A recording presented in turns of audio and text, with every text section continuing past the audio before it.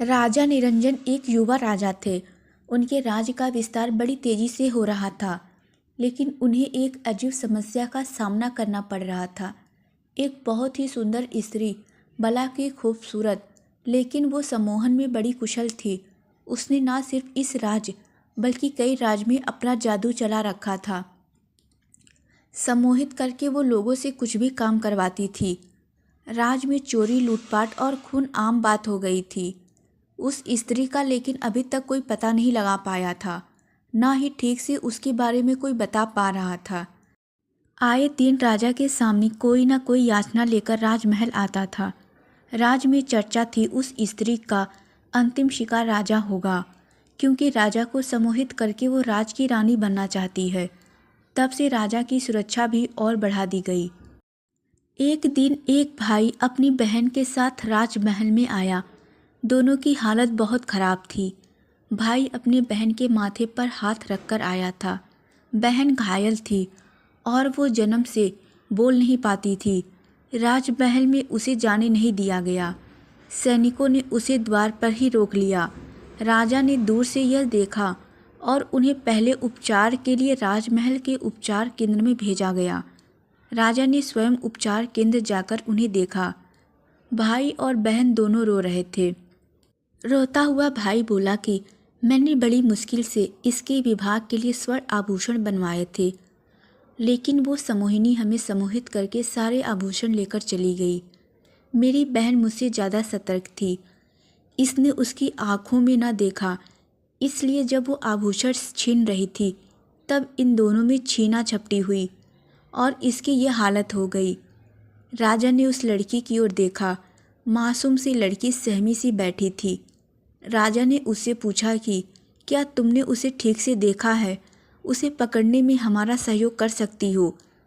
उसका भाई बोला, सरकार, यह जन्म से ही गूंगी है, बोल नहीं सकती। राजा ने उससे पूछा, क्या नाम है तुम्हारी बहन का? वो बोला, सरकार, इसका नाम बाती है और मेरा मंगल है। राजा उस समय वहाँ से चला गया, लेकिन उस मासूम लड़की का चेहरा और रोना उसकी आंखों में घूमता रहा। साँझ को राजा फिर उपचार केंद्र गया। वो लड़की और उसका भाई जाने की तैयारी में। राजा ने उन्हें जाते देख बोला कि कहाँ जा रहे हैं? राजा अब उस लड़की की बाती की आंखों में ही देख रहा था। बिल्कुल निर्दोष उसकी आंखें राजा के हृदय को चीर रही थीं। राजा ने उनसे कहा कि आप दोनों राजमहल के मेहमान बनकर यहीं रहेंगे। राजा की आंखें उस लड़की से हट ही नहीं रही थी। रात्रि में उसे नींद नहीं आई। रात्रि में ही राजा ने विचार कर लिया कि उसे क्या करना है। सुबह राजा शीघ्र ही उठ गया। उसे बस बाती को देखना था। वो उसके कक्ष में गया। बाती ने राजा को देख पहले खुद को संभाला। राजा बाती के पास आया, कहा कि तुम मेरी रानी बनोगी? क्या है तुम में जो मुझे सोने नहीं दे रहा? बाती की बड़ी बड़ी आंखें अब राजा की आंखों में देखने लगी। राजा को जैसी दुनिया मिल गई। राजा ने बाती को जोर से पकड़ लिया और अपने सीने से लगा लिया। उसका भाई कक्ष में आया और उसने राजा को अपने बहन के साथ ऐसी दशा में देखकर कहा, महाराज, आप यह क्या कर रहे हैं? राजा ने बोला, अब यह हमारी रानी बनेगी। बाती ने शर्म से अपनी आंखें झुका ली। राजा ने अपने मंत्रीगण को कहा कि कल ही उनका विवाह होगा, प्रबंध किया जाए। राजा के महामंत्री को खबर खुशी के साथ थोड़ी संकोची भी लगी। तभी अचानक द्वार पर एक लड़की बहुत रो रही थी।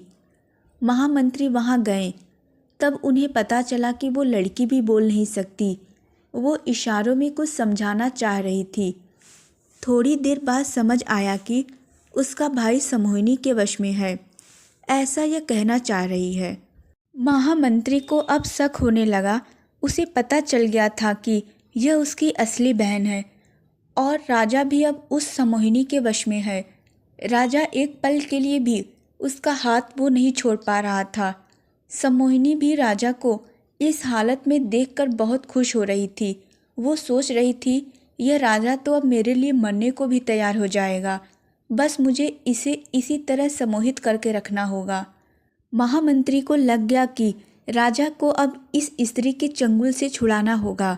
वो राजा के पास गया और कहा कि राजा, कल आपका विवाह है और विवाह के पूर्व कुछ रस्में और शगुन होते हैं, इसलिए विवाह के पूर्व आप ऐसे रानी के साथ एकांत में नहीं रह सकते। उस स्त्री ने महामंत्री की ओर देखा, लेकिन वो आंखें नीचे करके ही रहे। उन्हें पता था कि अगर एक बार उनकी आंखों में उसने देख लिया तो वो भी उसके वश में आ जाएंगे। राजा नहीं माना। फिर महामंत्री ने कहा कि ये सब में आगे आपके विवाह के सफल होने के लिए ही हैं, और फिर एक रात्रि की बात है, उसके बाद पूरा जीवन पड़ा है। राजा अब मान गया, जाने को तैयार हो गया। सम्मोहिनी की व्यवस्था थी कि वो कुछ बोल नहीं सकती थी, इसलिए कुछ बोल नहीं पाई और राजा वहाँ से चला गया।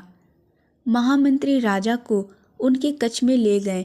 उन्हें पता था कि राजा को सच बताने से कोई फ़ायदा नहीं है, क्योंकि राजा उनकी बात नहीं मानेगा।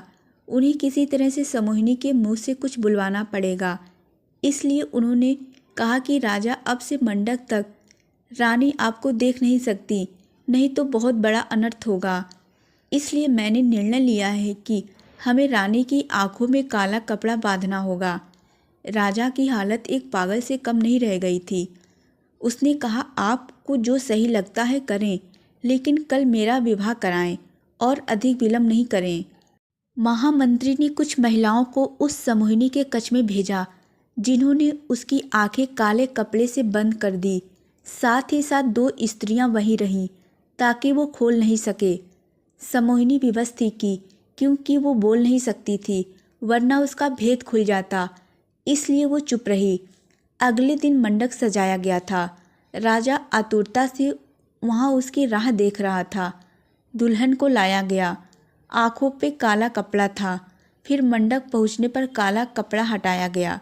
जैसे ही काला कपड़ा हटाया, सम्मोहिनी को कुछ दिखाई नहीं दिया, जिस कारण उसे पीड़ा और क्रोध आने लगा, क्योंकि उसकी शक्ति तो आँखों में ही थी।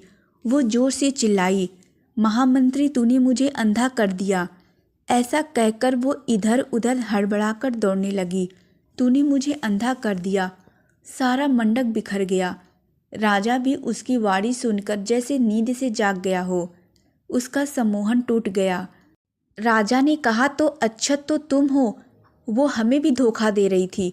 सम्मोहिनी को फिर पहरेदारों ने पकड़ा और कारागृह में डाल दिया। राजा ने महामंत्री से पूछा कि आपने यह कैसे किया। महामंत्री ने कहा कि उसकी शक्ति उसकी आंखों में थी।